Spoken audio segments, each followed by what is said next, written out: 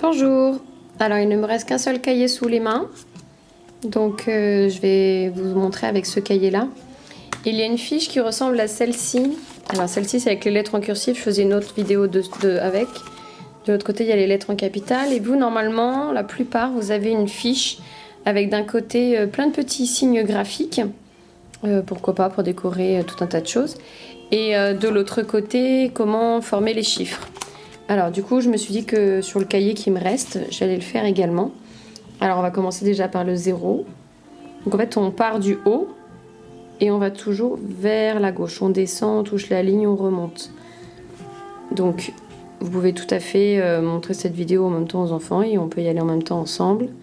On part du haut, on descend, on va toucher la ligne bleue et on remonte, on referme. Bon, c'est un peu compliqué de tenir et l'appareil et ça.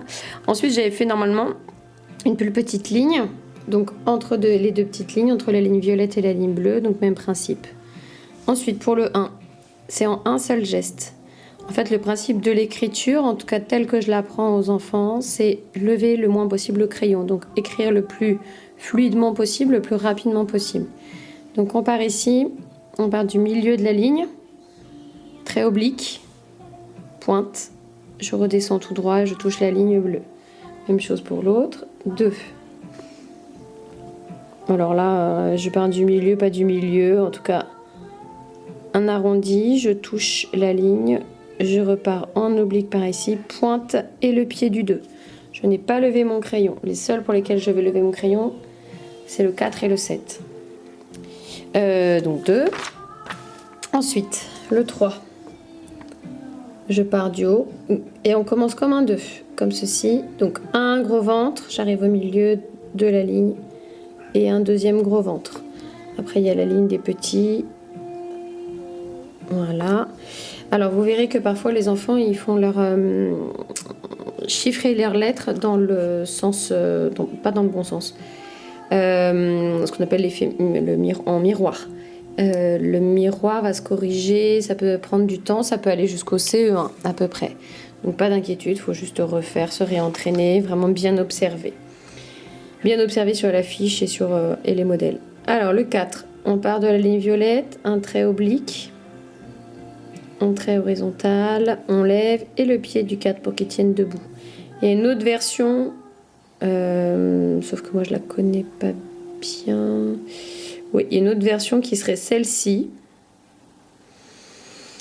Je dis pourquoi pas, à condition que ce soit vraiment bien fait. Alors, c'est pas celle que j'apprends aux enfants, mais je suis pas du tout contre le fait qu'ils en apprennent une autre.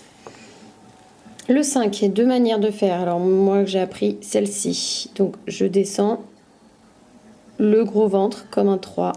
Et ensuite, la casquette. Il y a une autre version, mais il faut vraiment être très attentif à ce qu'on fait. C'est-à-dire, je vais faire la casquette en premier, pointe.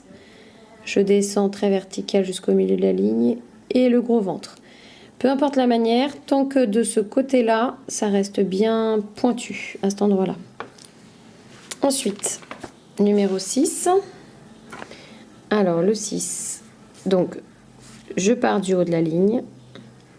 Je descends comme pour faire un 0, sauf que là, arrivé à la moitié, je referme. Les chiffres vont de toute façon s'améliorer au fur et à mesure du temps avec de la pratique. Donc je pars du haut et je reviens à l'intérieur. Le 7. Je pars en haut à gauche sur la ligne violette. Très horizontal, très oblique. Je lève mon crayon. La petite ceinture, j'insiste sur la petite ceinture à l'horizontale.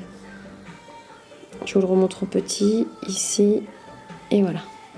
Le 8, alors comme le dit son nom, le 8, on va faire un 8. Donc ce que nous, on sait ensuite, une espèce de geste assez infini, comme un peu le symbole de l'infini.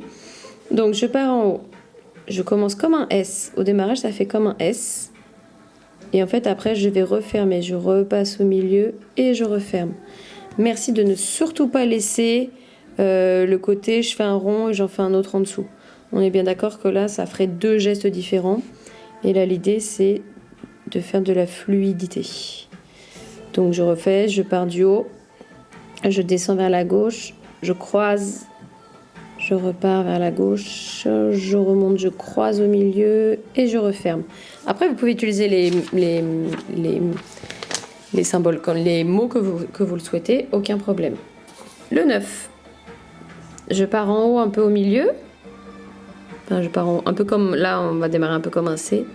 Alors moi, c'est comme ça que je l'apprends. Mais là, on ne l'a pas encore vu avec les enfants. Donc, ma foi, vous pouvez l'apprendre comme vous voulez. Je n'ai absolument pas levé mon crayon. Dans la feuille, par contre, je crois qu'il y a une histoire de... un peu comme un 6 à l'envers. Je ne suis pas spécialement pour. Je crains que ça mélange. Je peux partir aussi d'ici et redescendre comme un G. Voilà, ça peut être aussi un 9. Si jamais vous voulez simplifier, effectivement, de faire comme ceci. Voilà, ça c'est pour les chiffres.